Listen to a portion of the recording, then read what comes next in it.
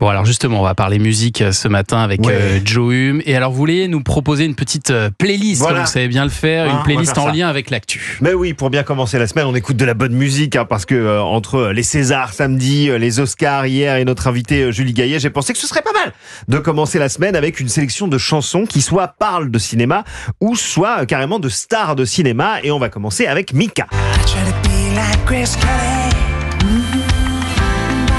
Ouais, je fais là.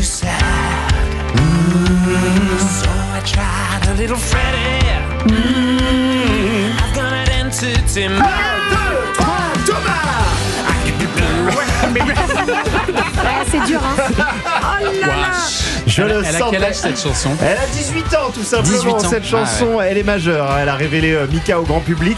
Grace Kelly, donc pourquoi Grace Kelly? Parce qu'en 2007, Mika, il est un petit peu frustré par sa maison de disques qui souhaite lui imposer une direction artistique un petit peu fade, en raccord avec les sons à la mode auprès du grand public. Lui se rêve en diva glamour, en esprit libre. Une figure, selon lui, incarnée par la légendaire Grace Kelly. Allez, on enchaîne avec des géants de la pop américaine.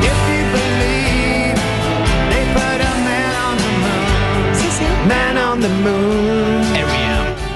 C'est la bande originale d'un film, ça, non? Exactement, Thomas, c'est la bande originale de Man on the Moon, le film de Milos Forman, une biographie de l'humoriste et comédien américain Andy Kaufman. Le rôle qui voudra d'ailleurs en 2000 à Jim Carrey le Golden Globe du meilleur acteur pour sa performance dans le rôle titre. L'Oscar lui aura échappé de peu. Cette chanson de R.E.M., elle datait pourtant de 1992 sur leur album Automatic for the People, celui avec Shiny Happy People, tout ça. Shiny Happy People. Exactement, voilà. Je savais que vous l'auriez. Shiny Happy People. Bon, elle n'était pas dans la playlist, mais ça aurait pu. Et elle était déjà, cette chanson, en hommage à Andy Kaufman, mais sa présence dans le film en fait un hit tardif.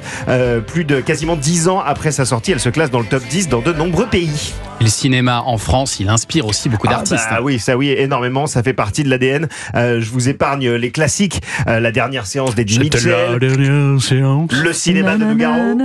Le cinéma de Nougaro, Moi, je l'ai pas. je me fais mon cinéma, bien sûr, absolument merveilleux. Bonnie and Clyde de Gainsbourg. J'ai quand même deux pépites pour vous. La première, elle parle de l'une de nos plus grandes actrices. Je lui parle pas Vincent des filles de Delerme. Ah, bien sûr.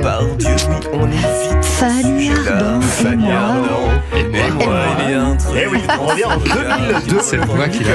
Française. Elle est ardente, et moi. Le public, J'adore. on l'a fait bien la voix de Vincent Delerme.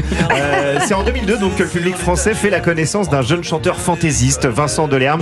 Delerme, il aime le cinéma, il aime les acteurs, les actrices. Son Fanny Ardant et moi, c'était l'un des premiers indices de ça. On pourrait aussi citer un trésor caché de la pop française, signé Arnaud Florent Didier. Ah non. Alors ça, Arnaud Florent Didier n'est plus là. Il est plus là. Non. Ou alors c'est le début de la chanson. Que sais-je encore. Normalement, il y a le refrain. Ça s'appelle Je vais au cinéma. Ah oui, de on Arnaud l'imagine. Florent Didier. Je ne sais pas exactement ce qu'on tant pis écoute, mais pour, c'est pas grave. lui. Je vais au cinéma. Je vois n'importe quoi.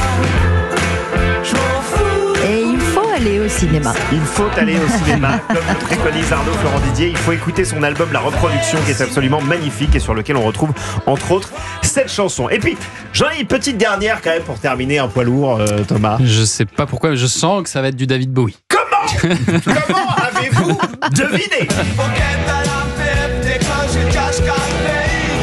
Crack, baby, crack. David Bowie, peut-être l'artiste qui avait le plus des allures d'acteur ou même d'actrice d'ailleurs. Oh, magnifique. On l'a vu devant les caméras de David Lynch, de Christopher Nolan, de Tony Scott. Et Le bien premier entendu, Dune, avant le Dune premier- 2. non, ça c'était Sting. Ah non, c'était Sting. Mais c'est-à-dire qu'il était quand même assez incroyable aussi dans Dune, Sting de charisme. Mais non, mais on n'est pas loin, c'était Labyrinthe. Peut-être qu'à la même époque, David Bowie était dans Labyrinthe, qui était un peu. Merci, un peu désolé. le même style Labyrinthe, mais ça va. Et Ça puis bien commence sûr, bien. dans Furio de Nagisa Oshima, Oui, voilà, dans à ne Furio. surtout pas oublier. Alors en 73, dans Cracked Actor, la chanson qu'on entend, Bowie déconstruit le mythe de la star hollywoodienne, réduite ici à ses vices, à ses faiblesses et finalement sa vacuité. Il enfoncera le clou, David Bowie, 40 ans plus tard, en 2013, avec The Stars Are Out Tonight, chanson désabusée sur un artiste qui n'est plus dupe face aux façades des stars de cinéma. Oh, magnifique conclusion, une nouvelle preuve, s'il en fallait, qu'avec Joe Hume, tout commence et tout finit par David Bowie. Absolument. Ça, Ou Vincent Delerme. Vincent Delerme, c'est mon enfant. Merci Joe.